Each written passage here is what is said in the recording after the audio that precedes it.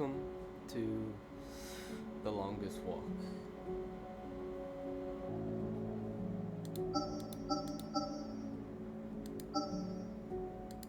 So let's go.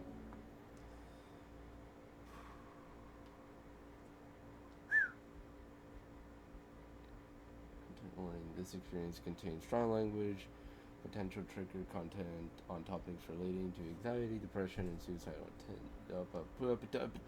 English. You can read that if you want it.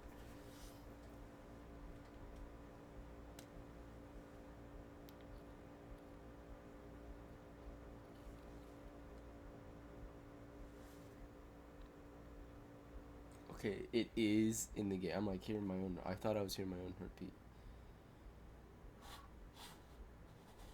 We're in a void. We're in a black void. Alright, let's go. Toes. I felt anxious, so anxious that I was burning. My heart was beating really fast. I couldn't sleep. I got tireder and tireder because I couldn't sleep, because I was worrying. And I was worry. I've let my family down. Everyone's going to suffer because I'm no good. Everybody who relied on me, it was a false reliance. I was a fake. Therefore, I worried even more about what financial disaster I'd put in my family.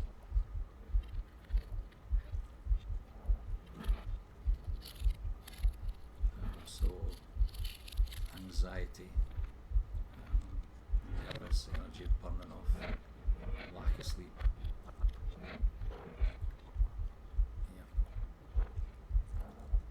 I remember vividly curling up in a ball in the living room floor, howling, not even crying, howling, saying how shit I was. I felt so bad. That's all I could do. I just wanted to be taken away from it.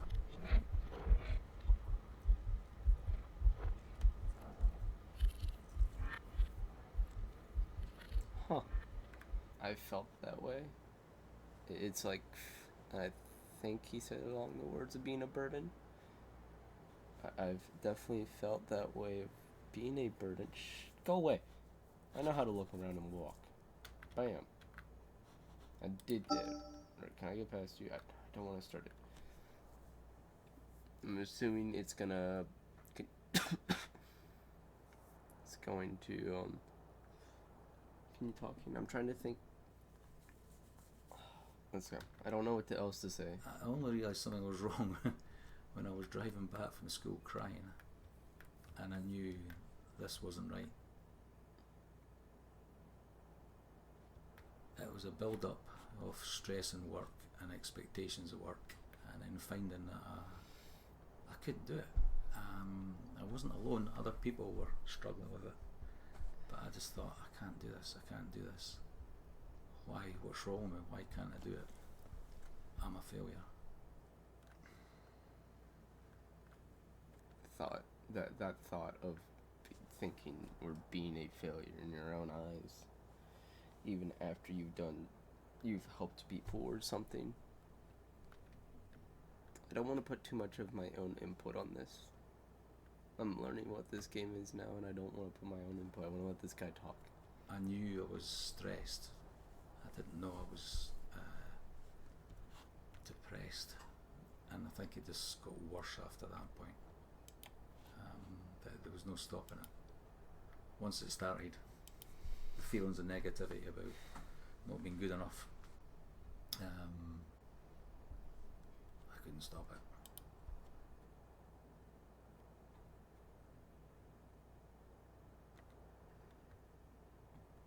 The whole thing made me feel that I was worthless, so I didn't want to meet anyone. I didn't want to speak to anyone. I was so worthless that there's no point in, I shouldn't be indulging in my hobbies, which I love, my cycling and my books. I couldn't do that. That does. Okay, this will be my own input. It does suck to the like when depression sets in to the point where all you want to do is sit around and possibly do nothing, or you don't feel motivated at all. I know what that feeling. I know what it feels like to have that feeling. Um, I mean, there's stuff I want to do right now that and honestly, this is just me being stupid. But like, there was times a while back where, oh, I would want to go do this, or somebody would invite me to go to a party, right? And I would basically be like, "No, man, I'm good. I would rather stay home," or man, I'm just kind of just want to chill, playing video games, and just that having a good night. I don't feel like doing all this, and it's a dumb thing to basically push off. Like, people are inviting me to go out, and in my opinion, it's dumb to do that. To push people off and be like, and they're inviting you to do stuff. Now, if it's something you don't want to do, you can tell them like, hey, it's something I don't like doing, blah blah blah. But if it's like something that you've never tried and you do want to try, or you've never experienced and you don't know if it'll go well, try it. In my opinion, go have fun. Go, like, go do something with friends. Don't let anxiety, depression keep pushing you back. I know it's hard, and I know it's hard to go through that stuff because you don't want to talk about it. If you do bring it up, somebody thinks you're just doing it for attention or something. I I don't know what else to say at the moment. I'm only 19, man. I have yet to fully live my life out to have not to know the knowledge to be able to say, like, sit down and talk with someone. Now there's probably a 19-year-old that's out there that knows the knowledge to sit down with someone and be like, hey, it's all right, blah, like all this stuff that you need to know, not blah blah blah, all this stuff. So just all I'm saying is talk to someone, and if they think you're faking it, that's not the right person. Talk to your best friend. Your best friend will sit there and actually listen to what you have to say. My best friend would sit down and listen to what I have to say. We have conversations like this on a not a month. I don't think it's a weekly basis. I think it's more a monthly basis. My cat just decided she was going to attack my arm, and because she's up right now, I don't know why she's up at the moment. Also, that's my chair squeaky squeaky. All I have to say is just go talk to someone who you trust, please.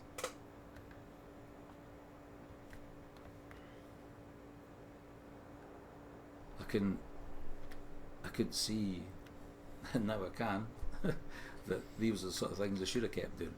I should have kept in contact with you. I should have gone out on my bike. I should have gone to the cinema. I should have done this. I just had to hide because it was an embarrassment and I was a worthless human being. And all the things that laterally I know was how you deal with it. I couldn't.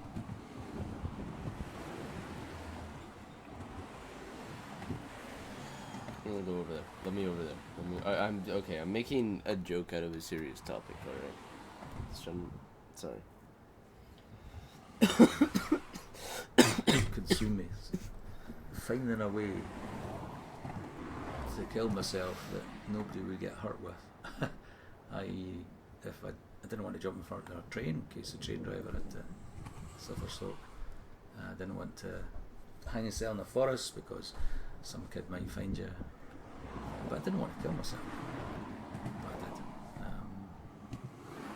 And it was not a drama thing. It wasn't, attention, I want to kill myself. It was, I'm a useless piece of shit. I'm no good to anyone. Everybody would be better off without me. just didn't make sense. Now, when I see him, it doesn't make sense. But I was so desperate. I was so down. I could understand why he would do it. My hand's shaky, bro. And I was so numb that I could feel that people in my position then I could see how they could do it. But unfortunately I knew I couldn't because of my family. There's no way. Even though I was suffering and I was hating it, and I was absolutely hating myself, I would have never done that to my family.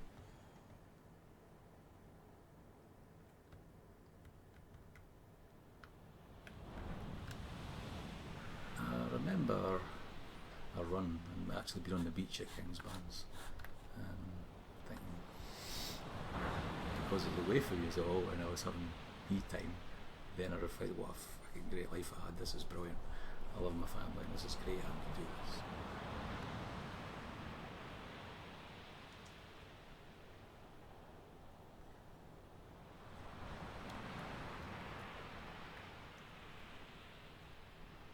I am a guy who did a lot of things on his own, and I think when you're given time to other people as your job, you sometimes have a bit for yourself without being too selfish.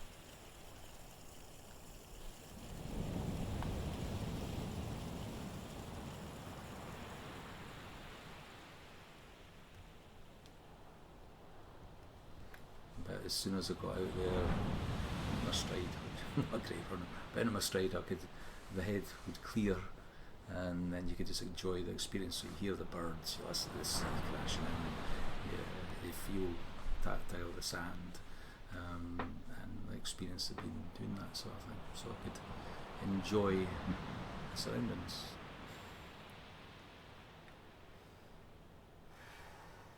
But yeah, at the start,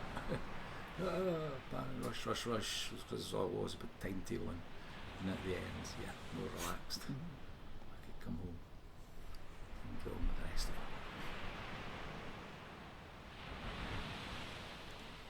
it. I have no input right now on my opinion on on stuff. I just can't think of anything. I know that I've had these issues. I'm hopeful I won't have them again. I can't tell if I'm going to have them or not. I don't know what's going to kick in. You know, I didn't think I'd get it after the second time.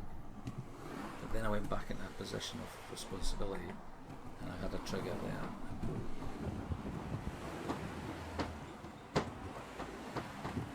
The cat's deciding to be an asshole right now. You have to do this at 3:09 in the morning. Whatever. She ain't gonna listen. She don't like listening. I knew things were happening. And I knew that I didn't want her to be ill. And I knew that I should be doing certain things and doing all these different techniques, but I couldn't stop it. And that was also a frustrating thing, that to have this experience of 2 big episodes and then the third one to come again and know and be aware, because I was awareness of triggers and stresses, and because I couldn't get a grip of that made it worse.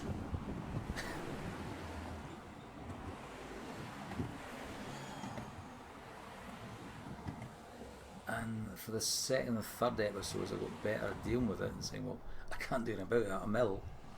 If I had a broken leg and I was on a plaster, it's obvious. But because I've got a broken head, it's not obvious to see that I'm ill. I think the last time I was ill was much quicker because I did get a grip.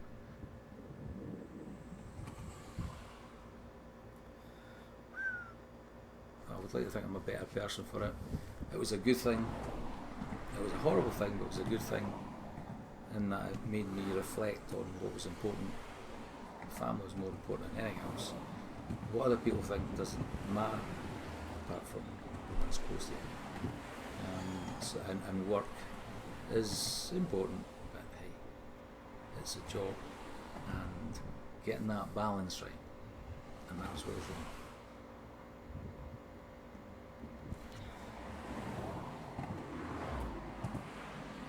I guess what I would have to say there is, I feel like I'm doing this again when I put my own input, is work also has its can have a mental can impact you mentally and physically, but so far from what I've experienced, it's only impacted me mentally. The first time, like for my first month of working at my job that I do now, I think it was for the first 4 weeks, so yeah, a month. I was severely, in my opinion, I was depressed. All I could think of was I finally hit this goal of mine in my life, and I have no more goals at the moment. And like, what was rushing through my head was like, I finally did this. I finally did it. I'm so proud.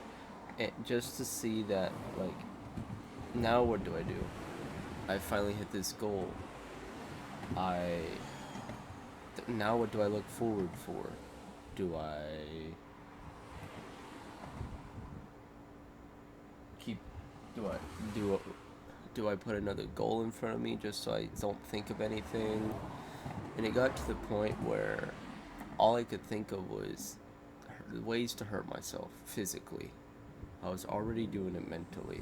I was constantly fighting with myself. Constantly. I don't know what else to say. I guess we should continue going through. Alright. Just talk to the person you trust, okay? Just do it. Please. Boys, I don't know that we talked about. I think they weren't fully aware of just how seriously ill it was, which is brilliant because we're too young to deal with that at the time. But that's good to talk about now.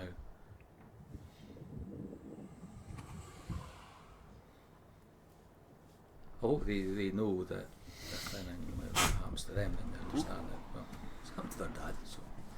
And he's still here, and he's still okay, I hope. And yeah, that if it happens to their friends and that happens to people they love, that they'll have insight into to know that people need help.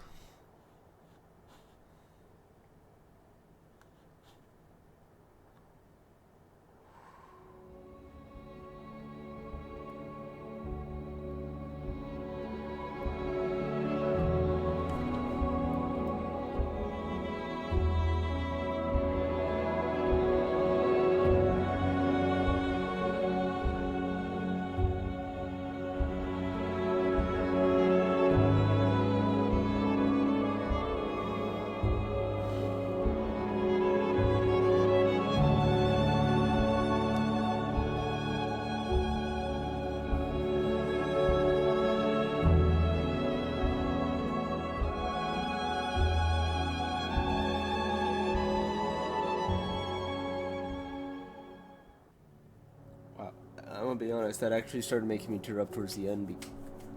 I didn't know it was. I thought it was about. I mean, obviously, it's about his experience, but I didn't know it was his father's experience. Or, yeah, because I think they were all boys in that photo.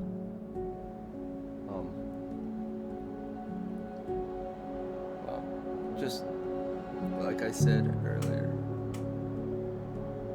Talk to someone you trust. Talk to your best friend. Talk to someone, please. So, have a good day. Have a good night, evening, afternoon. Hope if you're watching this while you're eating, I hope your food was good.